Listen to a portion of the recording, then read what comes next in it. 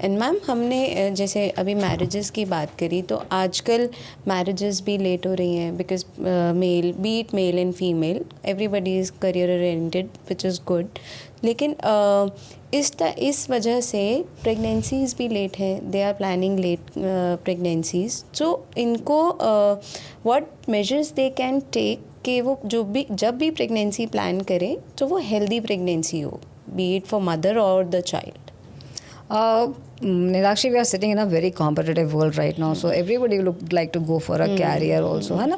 तो ये बिल्कुल ठीक बात है, कैरियर के कारण जो है आजकल जो है डिलेड प्रेगनेंसीज होती हैं, है ना। लेकिन जैसे अगर हम बात करते हैं कि एक normal pregnancy, a good pregnancy, या healthy pregnancy, just always we say like before 30 if you can able to do it, that's the best, क्योंकि उस समय क्या होता है आपकी बॉडी का स्टेमिना भी बढ़िया होता है, your muscles are also very very active, है ना। सो अगर if you can plan with that way it is wonderful.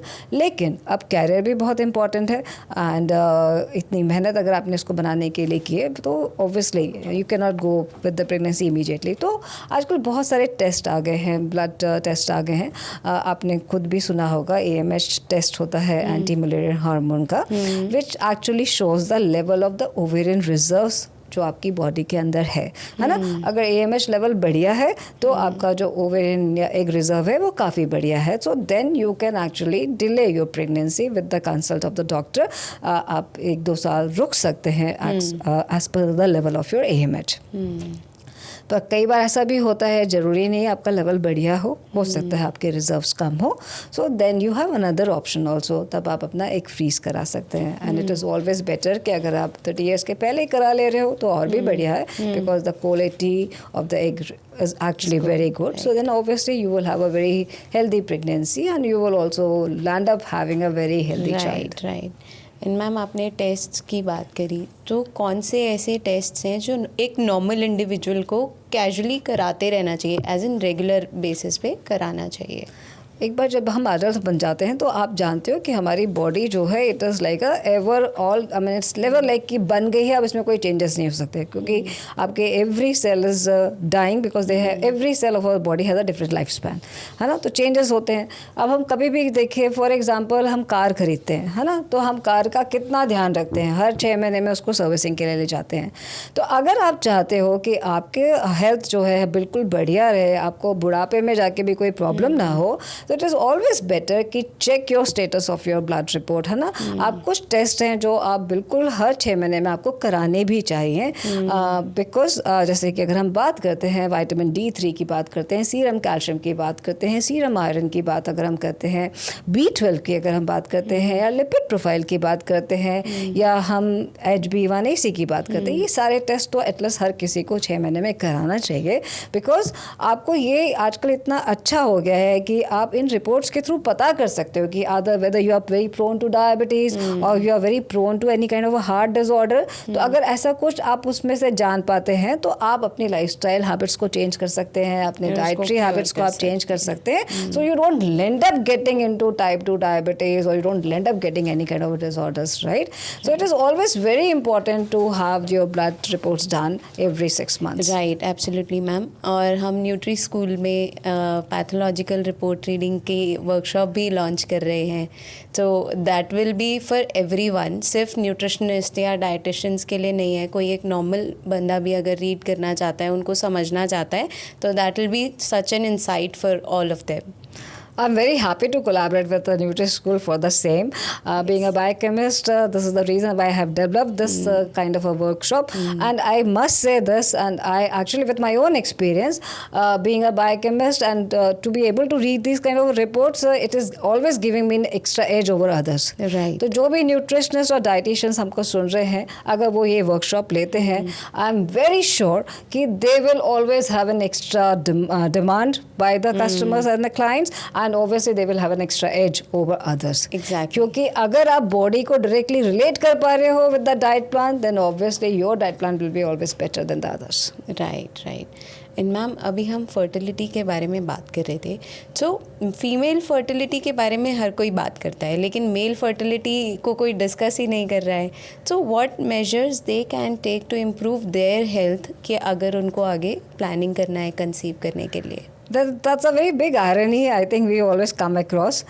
क्योंकि हम सोचते हैं कि बच्चा एक माँ के वहाँ से आ रहा है तो obviously mother's health is important, but लेकिन अगर बच्चा आ रहा है so obviously carrying the chromosomes from father also, है ना. You know very well 23 pairs coming from here and 23 coming from there.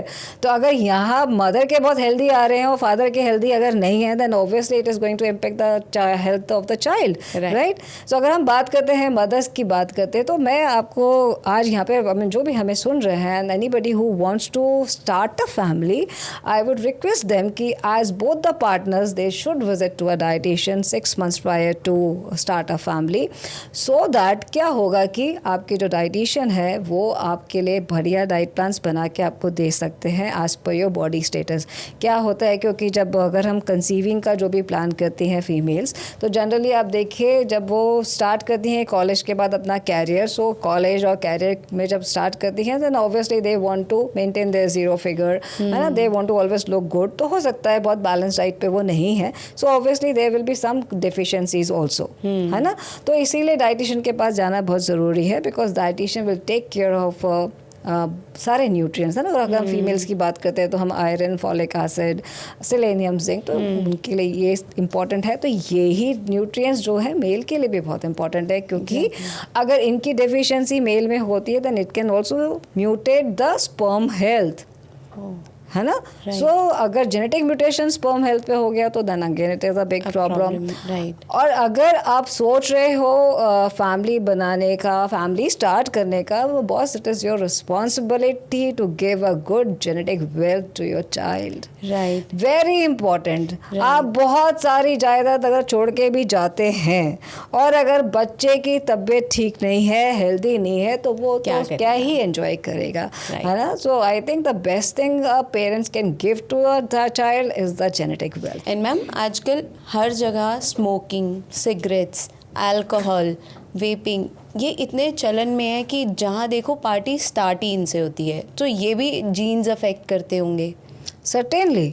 अगर हम स्मोकिंग की, अल्कोहल की या वेपिंग इन सब की बात करते हैं which has become such a common factor. मुझे तो आश्चर्य होता है कि आजकल जब मैं जाती हूँ रोड पे तो मेरे को कई बार ऐसा दिखता है कि इन जगहों पे फीमेल्स भी बहुत ज़्यादा हैं as compared to males, and which is very shocking. अभी जब स्टार्ट आप करते हो कैरियर या कॉलेज से आप निकलते हो अभी तो आपको सब कुछ बहुत अच्छा लगता है, लेकिन 7-8 साल में it will lead in to lot of bone thinning, tissue damage, है ना. तो उसके बाद आप जब सोचोगे कि yes I want to start a family, then it will be very difficult. हम लोग बहुत blessed हैं कि we are actually inherited such good genes, right? You will be surprised that you are a part of your grandmother's body. Wow. How is that? Because आपकी grandmother when she was pregnant, your mother was in her womb. That time she has developed the eggs, and that's how you are here. Wow. That's so amazing, ma'am. Right. So, I mean, again, अगर आप इन habits को नहीं छोड़ते हैं तो obviously बहुत सारे आपका जेनेटिक म्यूटेशन हो सकता है. आपने देखा होगा कि आपका जो फीकल अल्कोहल सिंड्रोम जो हमने पढ़ा था विद अल्कोहल कंजम्पशन के कारण जो बच्चों में हो जाता है, which can land up into physical deformity, it can land up into anxiety, ADHD problem in the kid, है ना. तो इसीलिए I think you have the responsibility being a parent to give very healthy genes to your child. Most important, genetic wealth is always best when you compare to the financial wealth. Right. So I think that's most important responsibility of each and every parent who are listening to this podcast also, to give very good genetic wealth in the form of a very healthy genes.